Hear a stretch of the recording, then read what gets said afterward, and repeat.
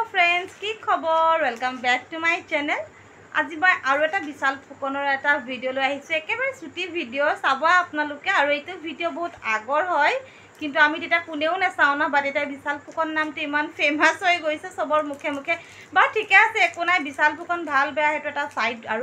बाट तार माने ही किन्तु खूब धुनियाके गान गाय विशाल फुकनर गानखिनि खूब माने बिराटे धुनिया कण्ठ हेतु कारण आपलोड करिছে बा चाओ। तू इजाजत दे अगर तुझसे थोड़ा प्यार मैं कर लूं जाने जान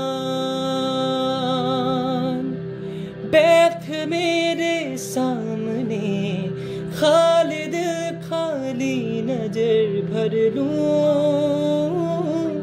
जाने जान तू खफा हो जाए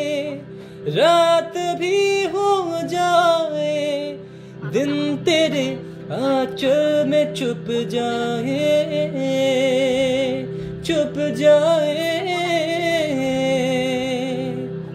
ये ज़मीं रुक जाए आसमां झुक जाए तेरा चेहरा जब नजर आए